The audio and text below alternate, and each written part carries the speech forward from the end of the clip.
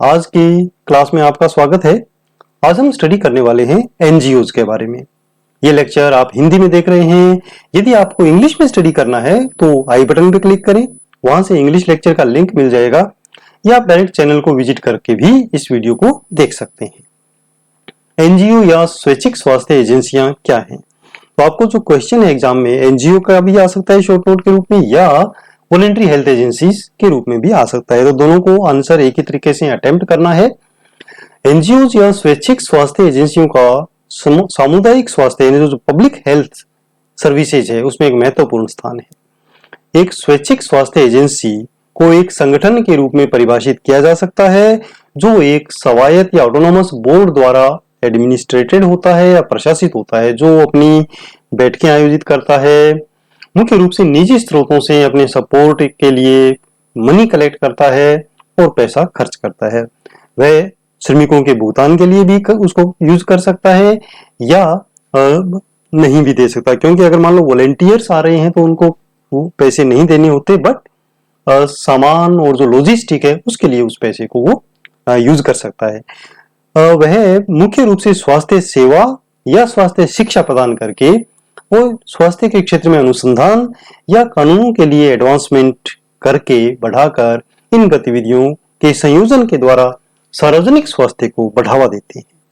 स्वैच्छिक स्वास्थ्य एजेंसी को हम इस रूप में भी परिभाषित कर सकते हैं कि कुछ स्वास्थ्य समस्याओं के उन्मूलन के लिए समर्पित और पेशेवर नेताओं का गैर लाभकारी संघ के रूप में इसको हम परिभाषित कर सकते हैं, जो स्वैच्छिक सार्वजनिक योगदान यानी डोनेशन पर अपने अधिकांश धन और बजट के लिए निर्भर है।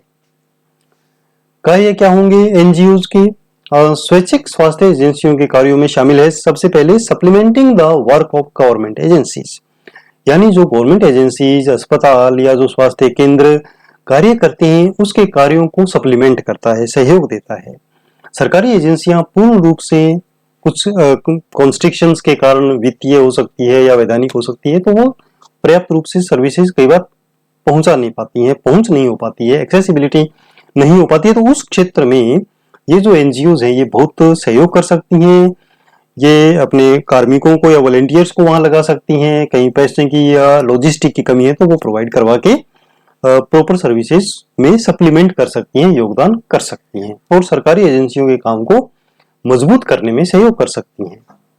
दूसरा है guarding the work of government agencies, अर्थात सरकारी एजेंसियों के काम की रक्षा करना, कि जो सरकारी एजेंसियों ने काम कर दिया है या वो कर रहे हैं उसको सपोर्ट करना और जरूरत पड़ने पर क्रिटिसाइज करके उसको और अच्छा करवाने की कोशिश करना, या एग्जाम्पल सेट करके भी मोटिवेट करना सरकारी एजेंसियों को वैसा काम करने के लिए। इसका एक अच्छा उदाहरण हम देख सकते हैं सुलभ इंटरनेशनल, जो अपने एनवायरमेंटल सैनिटेशन में बहुत ही महत्वपूर्ण योगदान दे रहा है, कार्य कर रहा है।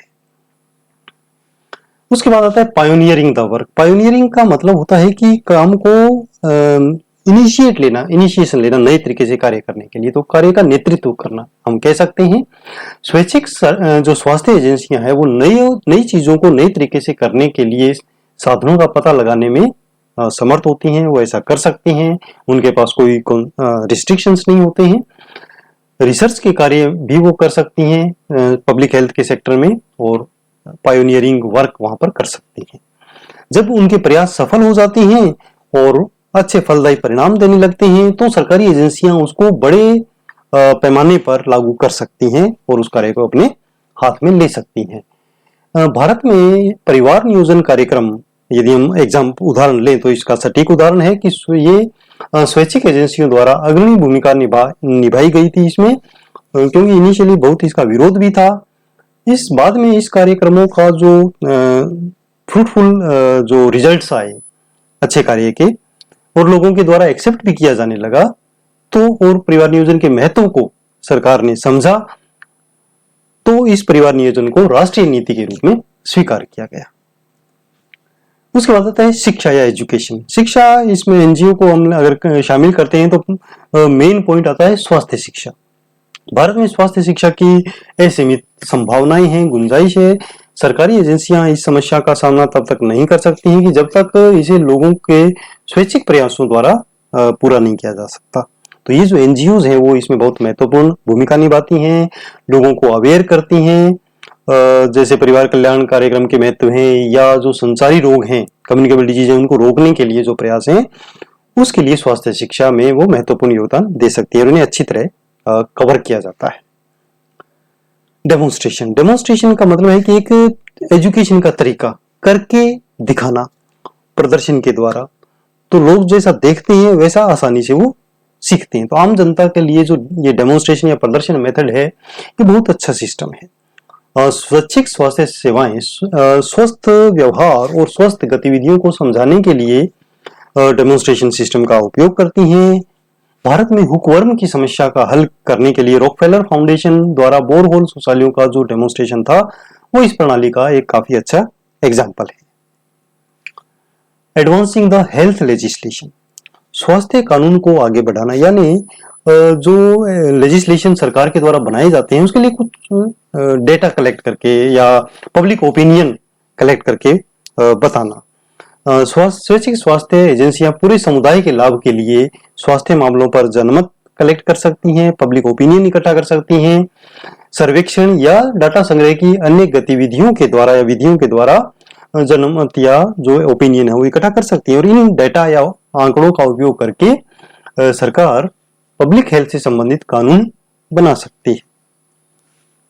एनवायरमेंटल हेल्थ, पर्यावरणीय स्वास्थ्य के ऊपर भी जो वॉलंटरी हेल्थ एजेंसीज हैं वो ध्यान देती हैं, क्योंकि अल्टीमेटली जो पर्यावरण है उसको स्वच्छ रखने से वो स्वास्थ्य के ऊपर काफी प्रभाव डालता है और फायदेमंद होता है। गैर सरकारी संगठन ने विशेष रूप से पर्यावरणीय मुद्दों के बारे में जागरूकता विकसित करने और सतत विकास और सतत बढ़ावा देने में इसको काफी महत्वपूर्ण भूमिका निभाती हैं और वो फाइनली हेल्थ को भी सपोर्ट करता है। तो इस प्रकार हम देखते हैं कि आसानी से हम इस क्वेश्चन को अटेम्प्ट कर सकते हैं और अपना आंसर लिख सकते हैं। ऐसे ही उपयोगी वीडियोस देखने के लिए आप YouTube channel my student support system को सब्सक्राइब कर सकते हैं ताकि लेटेस्ट अपडेट आपको मिलता रहे।